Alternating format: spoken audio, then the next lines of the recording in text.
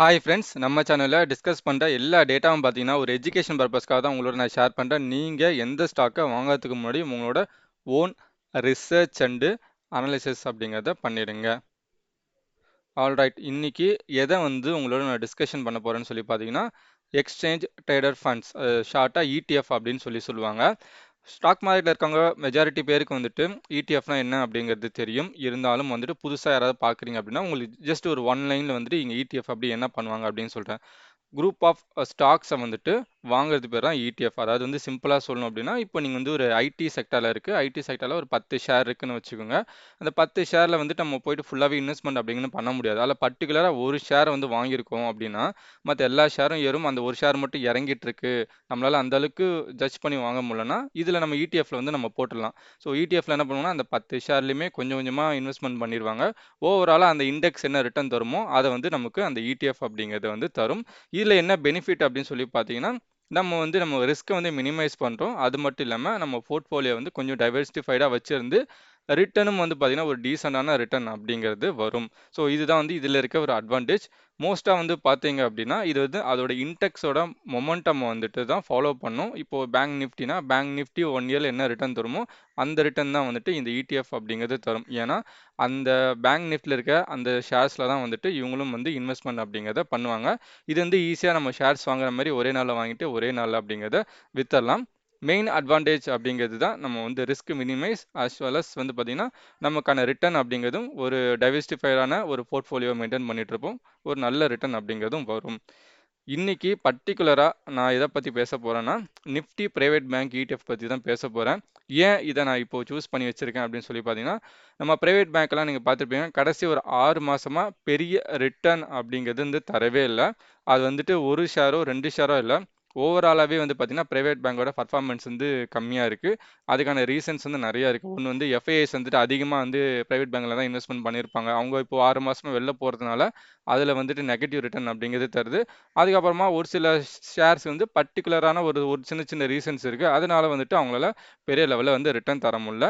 இது நான் சார்ட்டை எடுத்து போட்டிருக்கேன், ஒரு நல்ல அண்டர்ஸ்டாண்டிங் உங்களுக்கு கிடைக்கணும் அப்படிங்கிறதுக்காக. இப்போ ஒரு நபர் HDFC பேங்க்கில் ஒரு வருஷத்துக்கு முன்னாடி 1600 இன்வெஸ்ட்மெண்ட் பண்ணியிருக்காருன்னா இன்னைக்கு அவருக்கு 0.4% நெகட்டிவ்ல தான் ரிட்டர்ன் அப்படின்னு இருக்கும். ஏன்னா பெரிய லெவலில் ரிட்டர்ன் அப்படின்னு கிடைக்கல. அதேமாரி பார்த்தீங்கன்னா கடைசி 6 மாசமா பார்த்தீங்கன்னா 3% நெகட்டிவ் ரிட்டர்ன் அப்படிங்கிறது HDFC பேங்க் கொடுத்துருக்கு.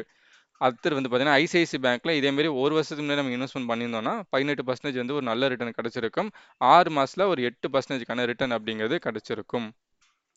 அடுத்தது இண்டஸ்இண்ட் பேங்க்ல பார்த்தீங்கன்னா 1 இயருக்கு முன்னாடி நம்ம போட்டிருந்தோம்னா 14% ரிட்டர்னும், ஆனால் 6 மாசத்துக்கு முன்னாடி நம்ம இன்வெஸ்ட்மெண்ட் பண்ணியிருந்தோம்னா நமக்கு -3% ரிட்டர்ன் அப்படிங்கிறது வந்திருக்கும். ஆக்சிஸ் பேங்க்ல பார்த்தீங்கன்னா 1 இயருக்கு முன்னாடி நம்ம இன்வெஸ்ட்மெண்ட் பண்ணியிருந்தோம்னா ஒரு 20%க்கான நல்ல ரிட்டர்னும், 6 மாசம் முன்னாடி பண்ணியிருந்தோம்னா ஒரு 6% ரிட்டர்ன் அப்படிங்கிறதும் வந்திருக்கும். அடுத்து கோடாக் மகேந்திரா பேங்க் பார்த்தீங்கன்னா ஒரு வருஷத்துக்கு முன்னாடி பார்த்தீங்கன்னா 7% நெகட்டிவ் ரிட்டர்ன் இன்வெஸ்ட்மெண்ட் பண்ணியிருந்தீங்கன்னா, அதே 6 மாதத்துக்கு முன்னாடி பண்ணியிருந்தோம்னா 6.82% அப்படி நெகட்டிவ் ரிட்டர்ன் அப்படின்னு வந்திருக்கும்.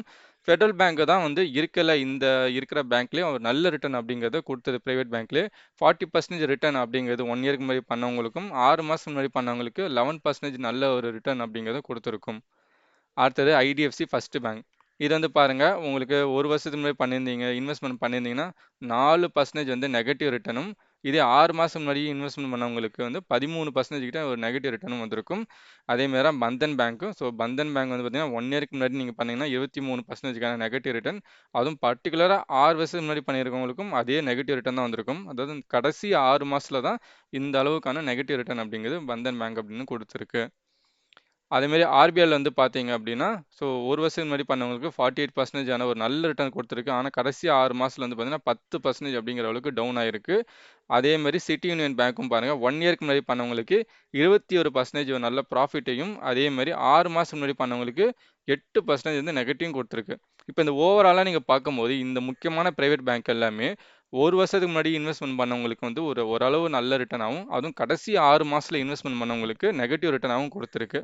அந்த 6 மாதம் எஃப்ஐஎஸ் ஒரு செல்லிங்ஸாக இருக்கலாம். அதுவும் ஒவ்வொரு பேங்க்லையும் இப்போ கொடாக் பேங்க் பார்த்தீங்கன்னா ஒரு சின்ன ஆர்பிஐ பேங்க் ஒரு கிரெடிட் கார்டு கொடுக்கறத நிறுத்தி வைங்க அப்படிங்கிற மாதிரி ஆன்லைனில் கொடுக்கறத நிறுத்தி வைங்கன்னாங்க. அதேமாதிரி ஒரு சில பேங்க்கு சின்ன சின்ன ரீசன்ஸால் கொடுக்காம இருக்காங்க. அதாவது நெகட்டிவ் ரிட்டர்ன் கொடுத்துட்ருக்கு. அதை நான் ஒரு சார்ட்டாக கிரியேட் பண்ணியிருக்கேன்.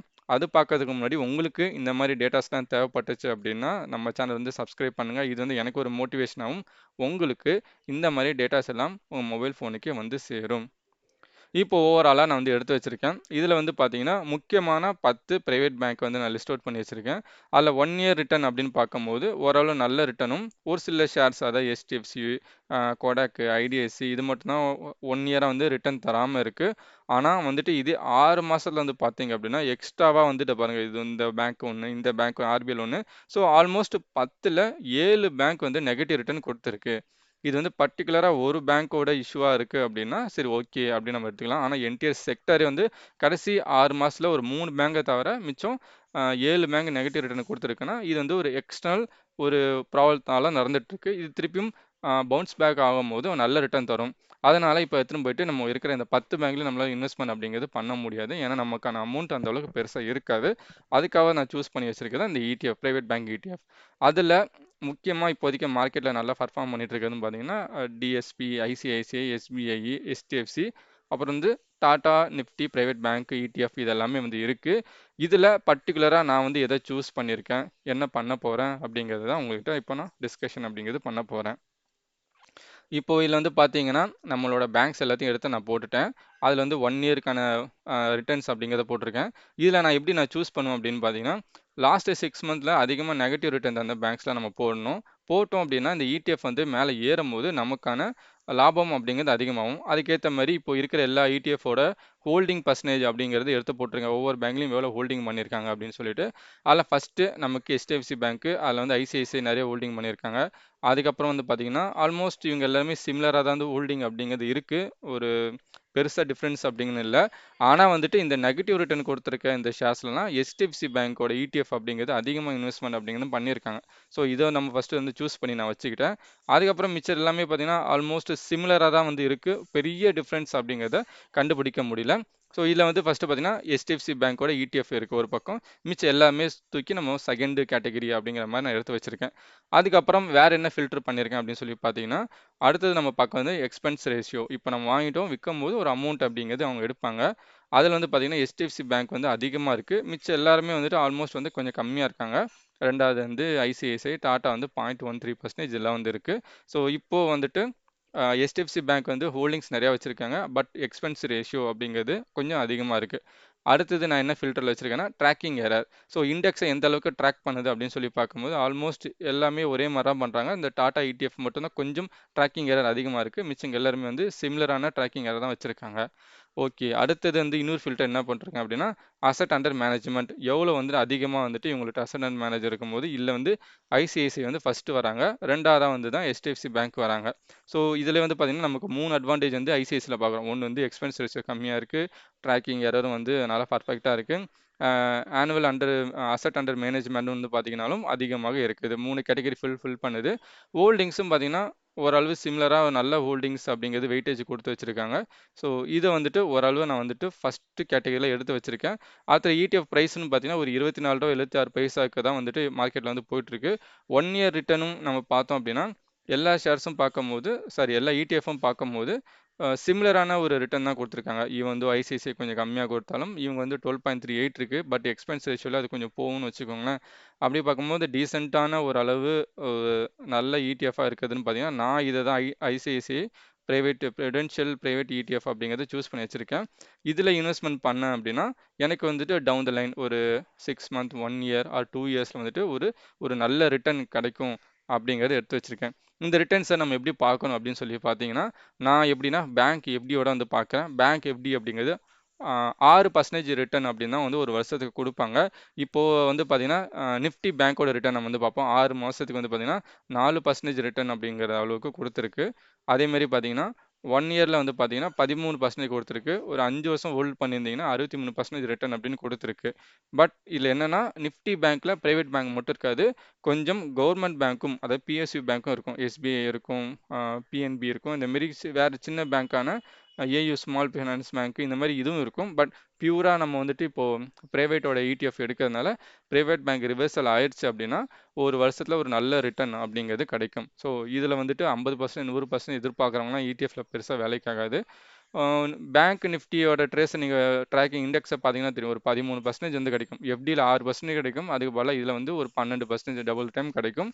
ஒரு டீசெண்டான ரிட்டர்னு, எனக்கு ரிஸ்க் கம்மியாக இருக்கணும் அப்படின்னு நினைக்கிறவங்க, நான் உட்காந்து டெய்லியும் பார்த்துட்டு இருக்க வேணாம் அப்படிங்கிறவங்களுக்கு இந்த மாதிரி ப்ரைவேட் பேங்க்கோட ETF அப்படிங்கிறது கொஞ்சம் யூஸ்ஃபுல்லாக இருக்கும்.